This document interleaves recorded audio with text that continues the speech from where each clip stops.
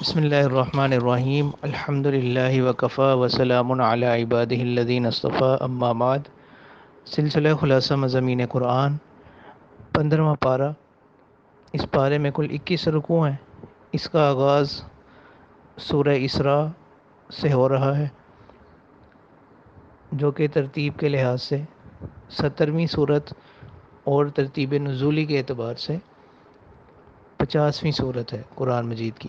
تو اس میں چونکہ آپ صلی اللہ علیہ وسلم کے سفر معراج کا تذکرہ ہے، تو اسی مناسبت سے اس کو اسراء کہتے ہیں، اور اس صورت کا ایک نام سورہ بنی اسرائیل بھی ہے۔ چونکہ اس میں بنی اسرائیل کا بھی تذکرہ ہے، تو اس مناسبت سے اس کو سورہ بنی اسرائیل بھی کہہ دیا جاتا ہے۔ تو اسراء سے ہی اس صورت کا آغاز کیا گیا۔ اسراء کہتے ہیں رات میں چلنے کو، اور یہاں قرآن کی تعبیر میں اسراء سے مراد مسجد حرام سے مسجد اقصیٰ تک کا جو آپ صلی اللہ علیہ وسلم کا سفر ہے معراج کے موقع پر، اس کو اسراء بولتے ہیں۔ وہاں سے پھر جو آگے سفر ہوا آپ صلی اللہ علیہ وسلم کا آسمانوں کی طرف، اس کو معراج کہتے ہیں، جس کا تذکرہ احادیث متواترہ میں ملتا ہے۔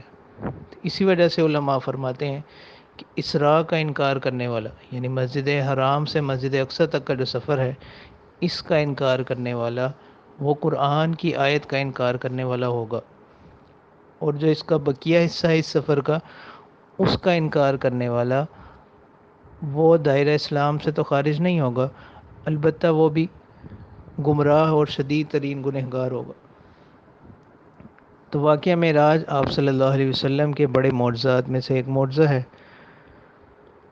اور یہ خاص اعزاز آپ صلی اللہ علیہ وسلم کو حاصل ہوا، اور یہ واقعہ جیسا کہ اسی صورت میں آگے چل کر بیان کیا جائے گا، حالت بیداری میں ہوا۔ یہ کوئی خواب کا واقعہ نہیں تھا۔ اگر یہ خواب کا واقعہ ہوتا تو پھر تو اس میں کوئی انوکھی بات ہی نہ تھی۔ تو یہ واقعہ حالت بیداری میں ہوا، تو اسی وجہ سے اتنے اہتمام کے ساتھ قرآن مجید اس کو ذکر فرما رہے ہیں۔ تو اس صورت کے آغاز میں بھی اسی قصے کا تذکرہ ہے۔ اس کے بعد بنی اسرائیل کا ذکر کیا گیا کہ اللہ تعالیٰ فرماتے ہیں کہ بنی اسرائیل یہ ضرور زمین میں فساد مچائیں گے 2 مرتبہ، اور دونوں مرتبہ ہم ان کو سزا دیں گے۔ تو پہلی مرتبہ جب انہوں نے فساد مچایا، تو اس وقت اللہ تعالیٰ نے بخت نصر کو ان پر مسلط کر دیا، اور دوسری مرتبہ بابل کے ایک بادشاہ نے ان پر حملہ کیا۔ پھر اسی طرح مدینہ منورہ میں آپ صلی اللہ علیہ وسلم نے ان کو مدینہ منورہ سے نکال دیا۔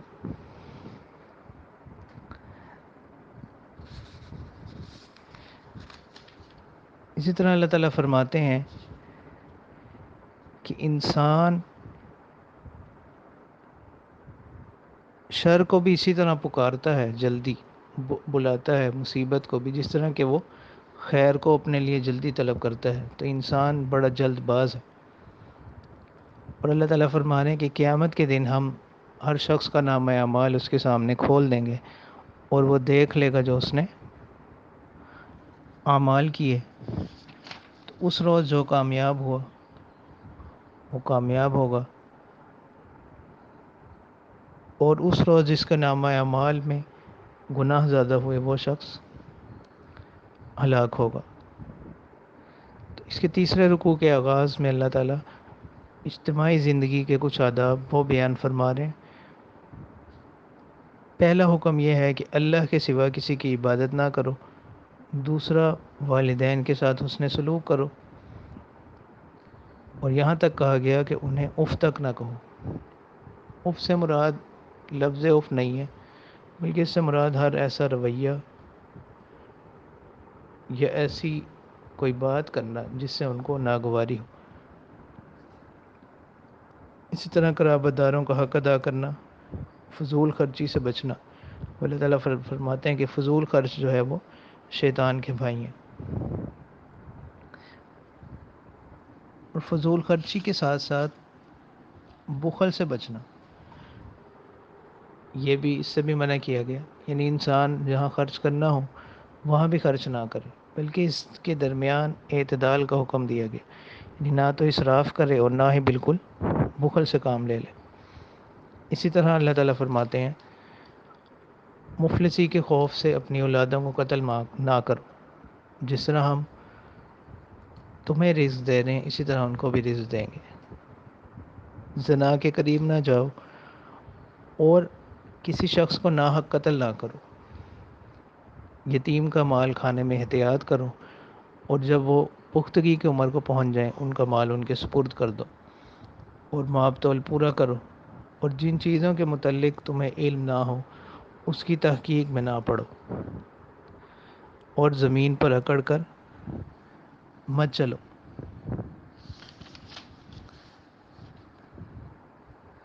اور اسی طرح اللہ تعالیٰ دوبارہ یہ توحید کا درس دے رہے ہیں کہ اللہ کے ساتھ کسی کو معبود مت بناؤ۔ تو اللہ تعالیٰ فرماتے ہیں کہ یہی باتیں ہم نے قرآن مجید میں پھیر پھیر کر بیان کی تاکہ لوگ اس سے نصیحت حاصل کر لیں اور توحید کو مضبوطی سے تھام لیں۔ پھر اللہ تعالیٰ فرماتے ہیں کہ کائنات کے اندر زمین و آسمان میں جتنی بھی چیزیں ہیں وہ اللہ کی تسبیح اور پاکی بیان کرتی ہیں، اگرچہ تم ان کو نہیں سمجھتے۔ اب اللہ تعالیٰ فرما رہے ہیں کہ جس وقت اہل ایمان قرآن پڑھتے ہیں تو اللہ تعالیٰ ان کے درمیان اور آخرت پر جو لوگ ایمان نہیں رکھتے ایک پردہ فرما دیتے ہیں، تو یہ لوگ ان باتوں کو سن کر بھی ان کو سمجھتے نہیں، اور یہ کہتے ہیں کہ کیا جب ہم ہڈیاں اور چورا چورا ہو جائیں گے ہمیں دوبارہ زندہ کیا جائے گا، ایک نئی تخلیق دی جائے گی۔ اللہ تعالیٰ فرما رہے ہیں بلکہ اس سے بڑھ کر بھی تم ہو جو پتھر یا لوہا، یا اس سے بھی کوئی ایسی چیز جو پیدا کرنے میں بہت بہت انوکھی سمجھی جائے، مشکل سمجھی جائے، اور پھر وہ پوچھیں گے کہ کون ہمیں دوبارہ لوٹائے گا، تو اللہ تعالیٰ فرماتے ہیں کہ اے پیغمبر صلی اللہ علیہ وسلم آپ ان سے کہہ دیجئے جس نے تم کو پیدا کیا پہلی مرتبہ۔ اب اللہ تعالیٰ دوبارہ میں اگلے رکوع میں معراج کا تذکرہ فرماتے ہیں کہ وہ جو معراج ہم نے آپ کو عطا کی یہ کوئی خواب کا واقعہ نہیں تھا، اگر یہ خواب کا واقعہ ہوتا تو یہ لوگوں کے درمیان فتنے کا، آزمائش کا باعث نہ بنتا۔ تو بہت سے لوگ جب انہوں نے آپ صلی اللہ علیہ وسلم سے ایسی باتیں سنی تو مشرکین نے استہزاء کرنا شروع کر دیا کہ ایک رات میں ایسا کیسے ممکن ہے۔ اسی طرح ایک شخص حضرت ابوبکر صدیق رضی اللہ تعالیٰ عنہ کے پاس آیا، اس نے بتایا کہ اب وہ ایسی باتیں کر رہے ہیں، تو انہوں نے اس سے پوچھا کہ کیا تم واقعی سچ کہہ رہے ہو؟ اس نے کہا کہ ہاں جی۔ تو حضرت ابوبکر صدیق رضی اللہ تعالیٰ عنہ نے فرمایا کہ اگر وہ ایسا کہہ رہے ہیں تو واقعی ایسا ہوگا۔ اسی سے روایات میں آتا ہے کہ پھر ان کا لقب صدیق پڑ گیا۔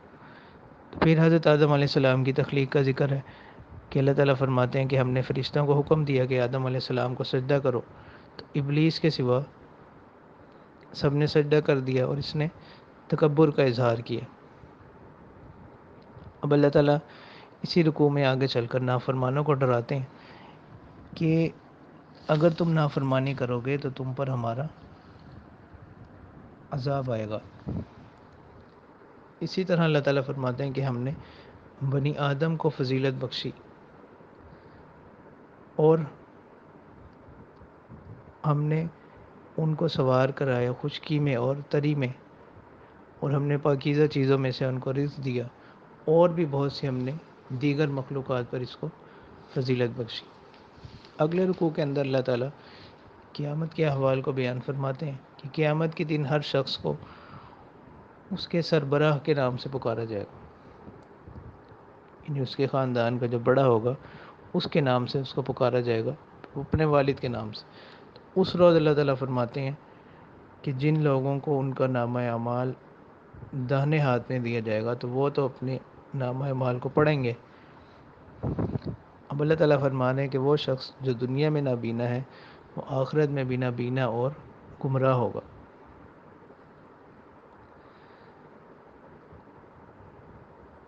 اللہ تعالیٰ اگلے رکوع کے اندر آپ صلی اللہ علیہ وسلم کو فرماتے ہیں کہ آپ نماز کو قائم کریں اور خاص طور پر فجر کے وقت قرآن کی تلاوت کریں. فجر کے وقت کا قرآن پڑھنا یہ مشہود، یعنی اس کو گواہ بنایا جائے گا. اور رات کے کچھ حصے میں اللہ تعالیٰ فرماتے ہیں کہ آپ تہجد پڑھیں. اسی طرح اللہ تعالیٰ اس میں مقام محمود کا ذکر فرما رہے ہیں. اور اس رکوع میں اس بات کی طرف بھی اشارہ اللہ تعالیٰ فرما رہے ہیں کہ باطل جو ہے وہ عنقریب مٹنے والا ہے. قرآن کا ذکر فرماتے ہیں کہ قرآن جو ہے یہ شفا ہے اور رحمت ہے مومنین کے لیے. اگلے رکوع کے اندر مشرکین کا ایک سوال اور اس کے جواب کو ذکر کیا جا رہا ہے. مشرکین نے، اور بعض روایات میں آتا ہے کہ یہود نے، اور بعض روایات میں ہے کہ یہود نے مشرکین کے ذریعے سے آپ صلی اللہ علیہ وسلم سے سوال کیا روح سے متعلق، اور اصحاب کہف سے متعلق، اور ایک اس شخص کے متعلق کہ جس نے تمام روئے زمین پر سفر کیا. تو روح سے متعلق اللہ تعالیٰ نے یہاں ذکر فرمایا کہ آپ کہہ دیجئے کہ روح جو ہے من امر ربی، یہ میرے رب کے امر سے ہے. اور ساتھ ہی انہوں نے یہ بھی یہود نے مشرکین سے کہا تھا کہ اگر وہ تینوں باتوں کا جواب دیں تو پھر سمجھ لو کہ وہ پیغمبر نہیں ہے، اور اگر تینوں باتوں کا جواب نہ دیں بلکہ کچھ کا دیں کچھ کا نہ دیں تو سمجھ لینا کہ واقعی اللہ کے پیغمبر ہیں. کیونکہ روح سے متعلق پہلے کسی آسمانی کتاب میں کوئی تعلیم نہیں تھی. پھر قرآن سے متعلق اللہ تعالیٰ فرماتے ہیں کہ اگر تمام جن و انس جمع ہو جائیں کہ وہ اس قرآن کا مثل لے آئیں تو وہ اس پر قادر نہیں ہوں گے. اور اس قرآن میں ہم نے ہر طرح کی مثالوں کو بار بار پھیر پھیر کر بیان کر دیا، پھر بھی اکثر لوگ اس سے منکر ہو رہے ہیں، انکار کر رہے ہیں. اور وہ آپ صلی اللہ علیہ وسلم سے مختلف مطالبے کیا کرتے تھے. ان کا اللہ تعالیٰ نے یہاں ذکر فرمایا کہ آپ ہمارے لیے زمین سے چشمے جاری کر دیں. یہ کبھی کہتے کہ آپ کے لیے کوئی انگوروں کا کھجوروں کا باغ ہو جو کہ کثرت میں ہو. یا کبھی کہتے تھے کہ اگر آپ اللہ کے نبی ہیں تو آپ آسمان سے عذاب کا کوئی ٹکڑا ہم پر گرائیں. یا کبھی معاذ اللہ کہتے کہ اللہ تعالیٰ کو ہمارے سامنے لے آئیں اور فرشتوں کو. یا کبھی کہتے کہ آپ اپنے لیے ایک سونے کا گھر بنا لیں، یا آپ ہمارے سامنے آسمان کی طرف چڑھتے ہوئے جائیں اور ہم دیکھیں کہ آپ وہاں سے کوئی حکم نامہ لے کر آ رہے ہیں. تو اللہ تعالیٰ فرماتے ہیں کہ آپ کہہ دیجئے میرا پروردگار پاک ہے، میں صرف اس کا بندہ اور رسول ہوں. اب اللہ تعالیٰ فرما رہے ہیں کہ اصل بات معجزات کا مطالبہ کرنے کا مقصد ان کا یہ نہیں تھا کہ اگر یہ دکھا دیے جاتے تو یہ ایمان لے آتے. تو اللہ تعالیٰ فرما رہے ہیں چونکہ زمین پر رہنے والے لوگ وہ بھی انسان ہی ہیں، تو اس لیے ان کی ہدایت کے لیے جن لوگوں کو رسول بنا کر بھیجا گیا وہ بھی انسانوں میں سے ہی چنے گئے. اگر زمین میں رہنے والے لوگ فرشتے ہوتے تو ہم فرشتوں کو بھیجتے. اسی طرح اس صورت کے آخر میں حضرت موسیٰ علیہ السلام کا ذکر کیا گیا کہ ان کو ہم نے 9 نشانیاں عطا کی. پھر اس کے بعد قرآن مجید کا تذکرہ ہے کہ ہم نے قرآن مجید کو تھوڑا تھوڑا کر کے اتارا. 23 سال کے عرصے میں تقریباً یہ نازل ہوا. اور آخر صورت میں پھر اس چیز کا بیان ہے کہ اللہ تعالیٰ واحد و یکتا ہیں، صرف اسی کی عبادت کرو، اس کے ساتھ کسی کو شریک مت ٹھہراؤ. اور اللہ تعالیٰ کے لیے کوئی اولاد نہیں ہے، نہ معاذ اللہ اللہ تعالیٰ کسی کی اولاد ہے، نہ اللہ کے لیے کوئی اولاد ہے، اور نہ ہی ان کا کوئی شریک ہے. تو اسی چیز کے بیان پر اس صورت کا خاتمہ ہوا۔ اگلی صورت جو ہے صورت کہف، قرآن مجید کی ترتیب توقیفی کے اعتبار سے 18ویں نمبر پر ہے، اور ترتیب نزولی کے اعتبار سے 69، اور اس میں 110 آیات اور 12 رکوع ہیں، مکی صورت ہے۔ تو اس میں خاص چند لوگوں کا ذکر کیا گیا کہ جنہوں نے وقت کے بادشاہ کے ظلم سے تنگ آ کر توحید پرست ہونے کی بنا پر ایک غار میں پناہ لے لی، ان لوگوں کا قصہ اس صورت میں ذکر کیا گیا۔ تو اسی مناسبت سے اس صورت کا نام صورت کہف ہے۔ تو اس صورت کے بہت سے فضائل ہیں۔ حدیث میں آتا ہے کہ اللہ کے رسول صلی اللہ علیہ وسلم نے فرمایا کہ جو شخص اس کی آخری 10 آیات حفظ کر لے گا وہ دجال کے فتنہ سے محفوظ رہے گا۔ اسی طرح پہلی 10 آیات سے متعلق بھی یہی فضیلت آتی ہے کہ جو اس کی پہلی 10 آیات کو تلاوت کرے گا وہ دجال کے فتنے سے محفوظ رہے گا۔ تو جمعہ کے دن اس کی ہو سکے تو پوری صورت کہف کی تلاوت کر لینی چاہیے، ورنہ کم از کم پہلی اور آخری 10 آیات ان کی تلاوت کرنی چاہیے۔ اور اس کی اتنی بڑی فضیلت ہے کہ ان کا پڑھنے والا وہ دجال کے فتنہ سے محفوظ رہے گا۔ تو اس صورت کی ابتدا الحمد سے ہوئی ہے، اور اس میں پھر اللہ تعالیٰ قصہ ذکر فرما رہے ہیں اصحاب کہف کا۔ اصحاب کہف یہ چند لوگ تھے جو صاحب ایمان تھے، اور ان کے وقت میں جو بادشاہ تھا وہ بت پرستی پر لوگوں کو مجبور کیا کرتا تھا۔ تو یہ وہاں سے نکل کر انہوں نے ایک غار میں پناہ لے لی۔ اسی غار میں یہ ایک طویل عرصے تک تقریباً 309 سال تک یہ ٹھہرے رہے۔ اللہ تعالیٰ نے ان پر نیند مسلط کر دی، اور 309 سال کے بعد یہ بیدار ہوئے۔ جس وقت میں یہ بیدار ہوئے اس وقت جو بادشاہ تھا وہ حضرت عیسیٰ علیہ السلام کے دین پر تھا، اور وہی اس وقت دین حق تھا، اور اس وقت یہ مسئلہ بہت زیادہ چل رہا تھا مرنے کے بعد اٹھائے جانے کا۔ تو اس طرح اللہ تعالیٰ نے جب ان کو بیدار کیا تو لوگوں کو اس حوالے سے بھی ایک دلیل ہو گئی، اور یہ آپس میں انہوں نے جب مکالمہ کیا تو یہ یہی سمجھتے رہے کہ ہم کچھ دن کا حصہ جو ہے ہم سوئیں، ایک دن یا دن کا کچھ حصہ۔ اور انہوں نے جب اپنے میں سے ایک شخص کو کچھ سکے وغیرہ دے کر بازار بھیجا، تو بازار میں جب ان لوگوں نے دیکھا تو وہ اس وقت تو کرنسی بالکل بدل چکی تھی۔ تو اس طرح پھر لوگوں کو ان کا علم ہوا، پھر وہ اس غار کے پاس آئے۔ تو اب یہاں پھر مختلف روایات ہیں کہ کوئی اور غار کے اندر نہ جا سکا، اسی غار کے اندر اللہ تعالیٰ نے ان لوگوں کی پھر وہیں پر وفات ہو گئی۔ پھر اس وقت جو بادشاہ تھا اس نے وہاں پر ان کے نام وغیرہ لکھ کر تختی لگوا دی۔ تو اس قصے میں یہ سبق حاصل ہوتا ہے کہ جو لوگ اہل ایمان ہیں ان کو ایمان پر چلنے میں مصیبتیں بھی آئیں گی، آزمائشیں بھی آئیں گی، تکالیف بھی آئیں گی، اور اگر خدا نہ خواستہ ان کو مال و دولت میں سے یا دین میں سے کسی چیز کو اختیار کرنا پڑے تو وہ دین کو اختیار کرے۔ جیسا کہ بعض روایات میں آتا بھی ہے کہ یہ لوگ شاہی خاندان سے تھے اور ان کو بہت زیادہ لالچ بھی دیے گئے، لیکن انہوں نے دین کو اور توحید کو اختیار کیا۔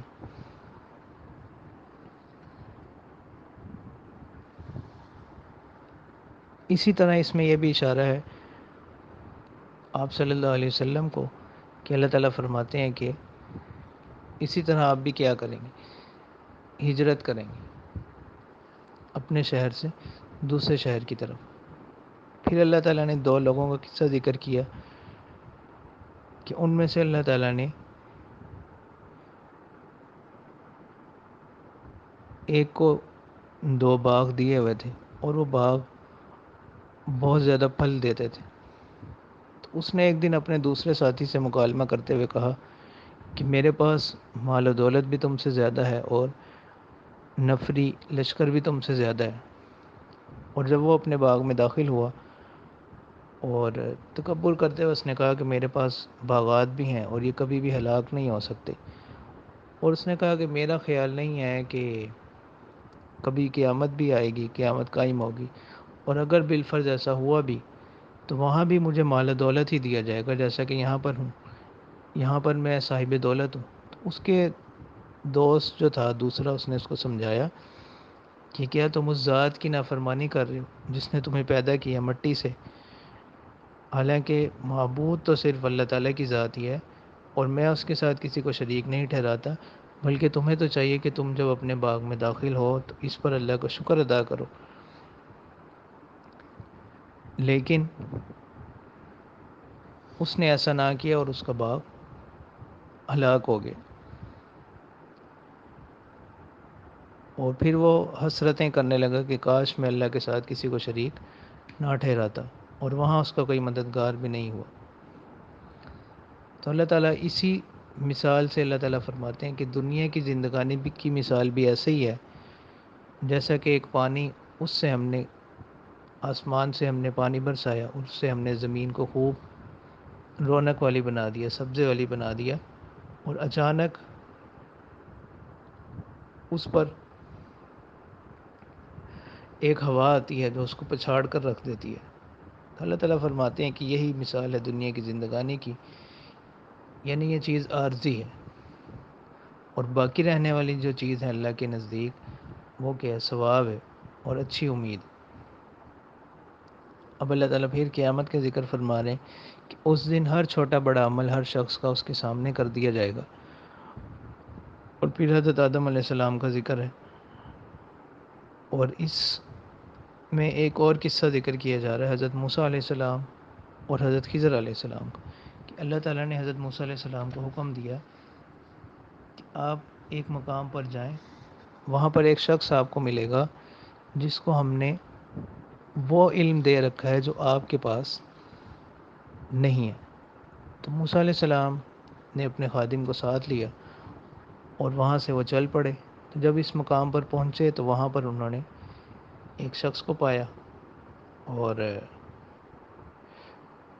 موسیٰ علیہ السلام نے ان سے ذکر کیا کہ آپ کو ہدایت میں سے کچھ چیزیں سکھلائی گئی ہیں، تو میں بھی اس سلسلے میں آپ کی پیروی کرنا چاہتا ہوں۔ تو انہوں نے منع کیا کہ تم میرے ساتھ نہیں ٹھہر سکو گے،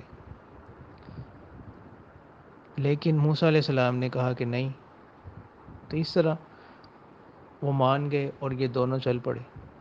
تو سب سے پہلے یہ کشتی میں سوار ہوئے، تو وہ جو شخص تھے حضرت خضر علیہ السلام، انہوں نے اس کشتی میں سوراخ کر دیا۔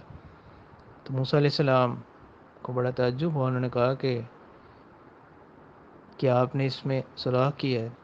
کہیں یہ کشتی میں جو لوگ سوار ہیں یہ ڈوب جائیں گے؟ پھر انہوں نے وہی اپنی شرط یاد دلائی کہ آپ نے تو کہا تھا میں آپ کے ساتھ کسی بھی قسم کا سوال نہیں کروں گا۔ الغرض یہ آگے چلے تو ایک بستی میں چند بچے کھیل رہے تھے، وہاں ایک بچہ انہوں نے دیکھا اور حضرت خضر علیہ السلام نے اس کو قتل کر دیا۔ تو موسیٰ علیہ السلام نے پھر کہا کہ آپ نے ایک معصوم جان کو قتل کر دیا۔ پھر خضر علیہ السلام نے وہ شرط یاد دلائی کہ کیا میں نے آپ سے یہ نہیں کہا تھا کہ آپ میرے ساتھ نہیں ٹھہر سکیں گے؟ تو موسیٰ علیہ السلام نے فرمایا کہ اگر اب میں آپ سے کوئی سوال کروں تو آپ مجھے اپنے سے الگ کر دیجیے۔ تو پھر یہ چلتے چلتے ایک بستی میں داخل ہوئے، وہاں پر ان بھوک لگی تھی، تو انہوں نے بستی والوں سے کھانا طلب کیا، انہوں نے دینے سے انکار کر دیا، اور وہاں پر ایک دیوار تھی جو گرنے کے قریب تھی، حضرت خضر علیہ السلام نے اس دیوار کو کھڑا کر دیا۔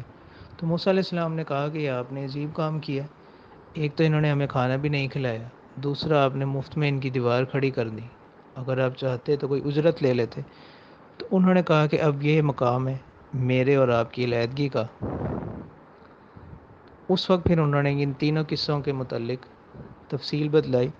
انہوں نے کہا کہ کشتی جو تھی اس میں سوراخ اس لیے کیا کہ آگے وہ کشتی جس جگہ جا رہی تھی وہاں ایک بادشاہ تھا جو کہ بڑا ظالم تھا، اور وہ ہر ایسی کشتی پر قبضہ کر لیتا تھا، اس لیے میں نے اس کو عیبدار کر دیا کہ بادشاہ اس عیب کو دیکھ کر اس کو چھوڑ دے گا، کیونکہ کشتی والے جو تھے ان کے پاس اس کے علاوہ اور کوئی ذریعہ معاش نہیں تھا۔ اس طرح اور بچہ جس کو قتل کیا وہ اس لیے کہ بچہ بڑا ہو کر اپنے والدین کے لیے بہت بڑا فتنہ بن سکتا تھا، اور جس کی وجہ سے وہ انہیں کفر تک میں مبتلا کر دیتا۔ اس وجہ سے اس بچے کو قتل کیا، اور اللہ تعالیٰ چاہتے تھے کہ اس کے بدلے میں اللہ تعالیٰ ان کو اور کچھ عطا کر دیں۔ اور اسی طرح وہ جو دیوار بنائی وہ 2 یتیم بچوں کی تھی، اور ان کے نیچے ان کے والدین کا خزانہ تھا، اور ان کے والدین جو تھے وہ نیکوکار لوگ تھے۔ تو اللہ تعالیٰ کی مشیت یہ تھی کہ یہ بچے اپنی پختگی کی عمر کو پہنچیں، جس وقت اپنی نوجوانی کی عمر کو پہنچیں اس وقت یہ خزانہ نکالیں۔ تو یہ ان تینوں کاموں کی تفصیل تھی، اور یہ میں نے اپنے طرف سے نہیں کیے، اللہ کے حکم سے کیے۔ اسی طرح اس صورت میں جو تیسرا سوال تھا مشرکین کا یہود کے ذریعے سے،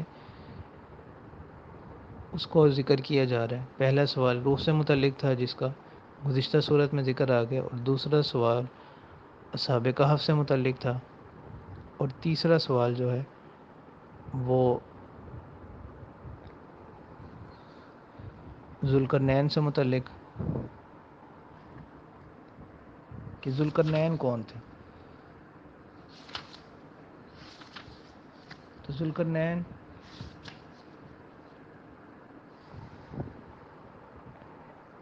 کے بارے میں سوال تھا۔ اب ذوالقرنین کون ہے؟ یہاں پر جس ذوالقرنین کا ذکر کیا گیا قرآن میں، اس سے وہ مشہور ذوالقرنین جو ہے وہ مراد نہیں ہے، بلکہ ایک ذوالقرنین یہ اور مراد ہے جو کہ بادشاہ گزرا، اور وہ بڑا نیک دل اور نیک صفت انسان تھا، اور اللہ کے دیے ہوئے وسائل کو انسانیت کی خدمت میں اور عدل کے قیام کے لیے خرچ کرتا تھا۔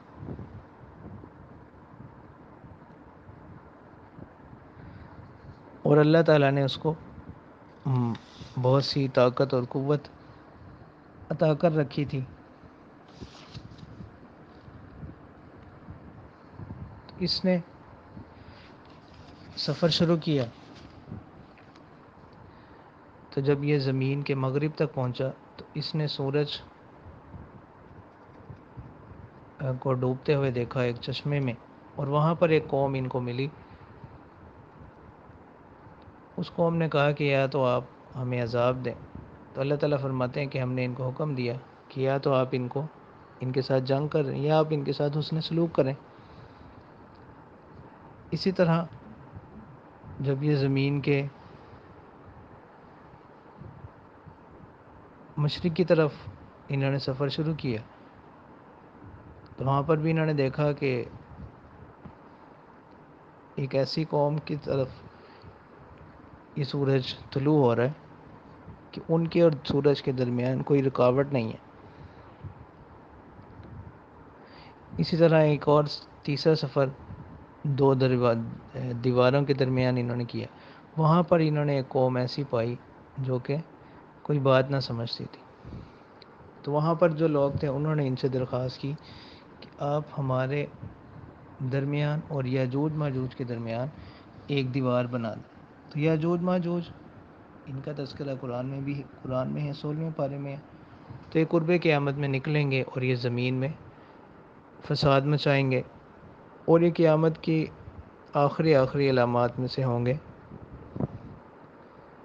تو ان کے اور باقی قوم کے درمیان حضرت ذوالقرنین نے ایک دیوار تعمیر کر دی، تو اب یہ دیوار کے دوسری طرف ہو گئے اور باقی لوگ ان کے فساد سے محفوظ ہو گئے۔ اسی طرح اس صورت کے آخر میں توحید کا ذکر ہے کہ اللہ تعالیٰ فرماتے ہیں کہ وہ لوگ جنہوں نے اللہ کے علاوہ اور معبود بنا رکھے ہیں، ایسے لوگوں کے لیے ہم نے جہنم تیار کر رکھی ہے، اور قیامت کے دن اگر یہ کوئی عمل کریں بھی دنیا میں تو اپنے کفر کی وجہ سے قیامت کے دن ان کے کسی عمل کا کوئی وزن نہیں ہوگا، کیونکہ اعمال کی قبولیت کی بنیادی شرط جو ہے وہ ایمان ہے، جو کہ ان سے مفقود ہے۔ اس کے برعکس جو لوگ ایمان لائے اور نیک اعمال کیے، ان کے لیے فردوس کے باغات ہوں گے اور وہ اس میں ہمیشہ رہیں گے۔ اور آخر میں اللہ تعالیٰ فرماتے ہیں توحید کے حوالے سے کہ اللہ کے سوا کوئی معبود نہیں، تو لہٰذا جو شخص اللہ سے ملاقات کی امید رکھتا ہو، آخرت کے دن پر ایمان رکھتا ہو، اسے چاہیے کہ وہ اچھے اعمال کرے اور اللہ کے ساتھ کسی دوسری ذات کو شریک نہ کرے۔ تو یہاں تک سورۃ کہف بحمدہ تعالی مکمل ہوئی۔ وآخر دعوانا ان الحمد للہ رب العالمین۔